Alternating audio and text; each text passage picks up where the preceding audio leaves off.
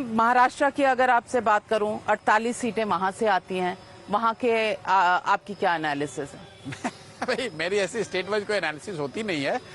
महाराष्ट्र में if MBA holds they would give a good fight, they are good fighting machine there on ground. लेकिन पर MBA तो MBA है बचा कि नहीं वही नहीं समझ में आ रहा है कि मतलब वहां मतलब एक अब जैसे ये अभी वहां बैठक हुई तो मेरे जैसे व्यक्ति के लिए ये सवाल होना चाहिए, मुझे पूछना, अगर मैं वहां होता तो पूछता कि भाई घड़ी पे कौन लड़ेगा, क्योंकि पवार साहब ने कहा कि ये तो पार्टी का आंतरिक लोकतंत्र है। कुछ लोगों ने तय किया है कि हम सरकार में रहेंगे, हम लोगों ने तय किया है कि हम इंडिया अलायंस में रहेंगे। यहाँ तक तो ठीक है, चलिए मान लीजिए इस बात को, लेकिन किसी को ये पूछना चाहिए कि भाई जो एक सिंबल है पार्टी का उसमें कौन लड़ेगा। या तो ये बात है कि भाई अजीत पवार गुट लड़ेगा ही नहीं चुनाव, तो अलग बात है, लेकिन अगर दोनों गुट लड़ रहे हैं तो घड़ी के सिंबल पे कौन लड़ेगा? और दोनों लड़े तो कौन किस तरफ? मैं वही कह रहा हूँ कि अगर दोनों लड़े तब तो आप पक्ष विपक्ष दोनों साइड आप ही है। ये तो लोकतंत्र को नया डेफिनेशन मिल गया ना।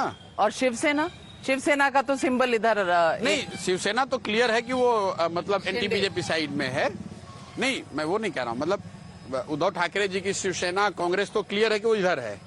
जो एनसीपी को लेकर जो बात है वो बिल्कुल, मतलब हर मीटिंग में जाते हैं इतने बड़े लीडर, वो कह रहे हैं कि हम इधर हैं तो इधर ही होंगे, लेकिन उसका जो प्रैक्टिकल एस्पेक्ट है कि अगर पार्टी आपकी भाजपा के साथ गठबंधन में लड़ेगी, मान लीजिए 10 सीट पर अजीत पवार क्या गुट लड़ रहा है और 15 सीट पर इधर पवार साहब लड़ रहे हैं, तब तो उन सीटों पर किसको कौन घड़ी के सिंबल पे लड़ेगा, ये बात तो होनी चाहिए ना भाई।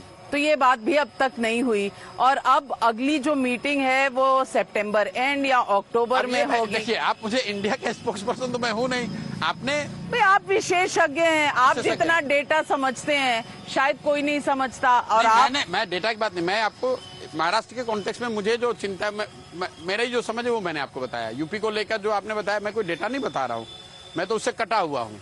लेकिन एक लॉजिकल कोई भी आदमी जिसको थोड़ी बहुत भी राजनीतिक समझ है वो ये तो पूछ ही सकता है कि भाई पवार साहब के 2 गुट हैं, एक सरकार में है और एक इंडिया में है, वो तो ठीक है, लेकिन जब चुनाव होगा तब तो आप एक ही साइड रह सकते हैं, और अगर दोनों साइड रहेंगे तो सिंबल किसके पास रहेगा?